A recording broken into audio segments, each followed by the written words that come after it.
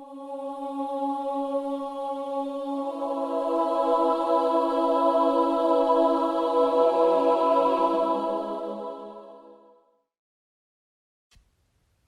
everyone and welcome to a special holiday episode of Aetherfall.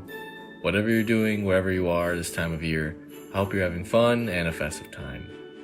Today I want to take a break from the main storyline to talk about a specific game mechanic that will be featured within Aetherfall: special in-game events.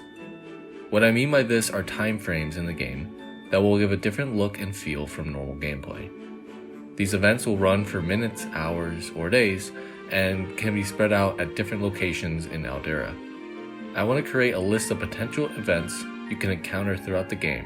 I would especially love all of your input for this video. So, without further ado, let's get started. We start off with the events that coincide with each of the major gods within the game. First, there are the binary old gods, Luceli and Inferberus, essentially Aetherfall's version of Yin and Yang. Luceli is the god of light and represents the hope we find in despair, the drive to be better and promote positive change. Then there is Inferberus, the god of darkness. He represents the despair of sin that works its way through even the strongest of lights, and evil that finds itself grow when ignored.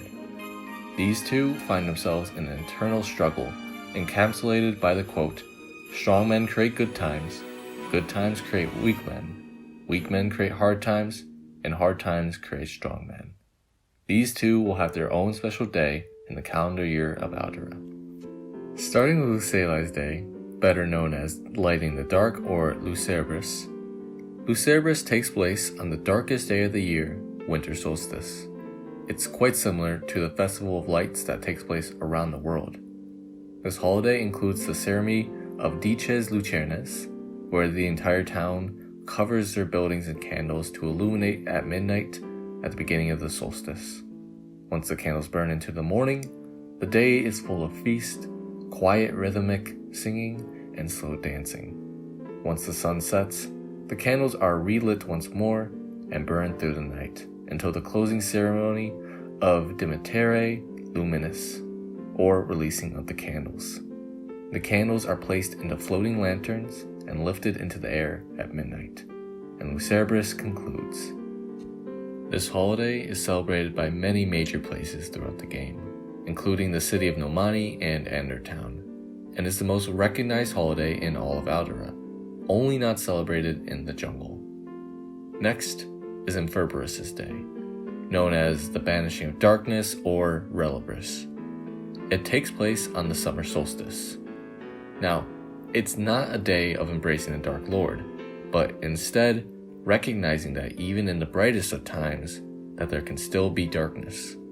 The main activity for Relibris is a parade through the town, where people dress up as demons to keep away evil spirits. It's a more fun and vibrant holiday in comparison to its opposite, Luceribus. Once again, it's a widely celebrated holiday, including even being celebrated by factions such as the Sultais. I'd love for the player to be able to participate in these festivities with towns they have a good relation with, providing a change in pace from normal RPG activities. With the two major holidays covered, there's a slew of minor holidays that are celebrated to varying extents in different areas of the game. There are 6 or 7 virtues, depending on who you ask, that have their own day throughout the year in Aldera. These virtues are might, clarity, philosophy, fortitude, instinct, peace, and controversially, insanity. Each of these holidays promote different activities that fall in line with these virtues. A few examples: the Day of Might features an Olympic-like triathlon, including swimming, weightlifting, boxing, and more. The Day of Clarity is a relaxing day which promotes things like chess and reading. The Day of Philosophy focuses on debate, discussion, and the exchange of ideas between different people. In a later video, I'll explain how these virtues fit into a pre-war Aldera and how they've grown and changed after the bombs dropped. Other days of importance include things like Lover's Day, the game's version of Valentine's, Zatira's old Independence Day, and the day the war began, along with many more. Beyond just days of importance, I want there to be different changes that occur throughout the world that can affect the player in a variety of ways. For example, snowy weather in the winter, a volcano erupting, meteor showers, famines, plagues, and other natural occurrences. Between Fallout 4 and Skyrim, there's one example that changes the game world, and it's a rather small one with a UFO crashing in Fallout.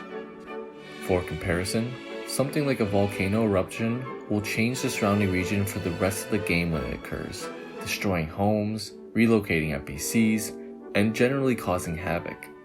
By providing unique events throughout the game, with new activities, dialogue, and more, Aetherfall will have a much more vibrant world with more replayability. Players will be encouraged to travel to different locations at different times. And that will conclude today's video. I hope everyone enjoyed exploring some non-story aspects of the game. I've laid out a few special events that I feel could make Outer feel unique. I'd love to hear some more ideas from you all down in the comments below. Looking ahead, we'll return to Aetherfall's story. This has been Brian, and I hope to see you all in the next video. Bye for now.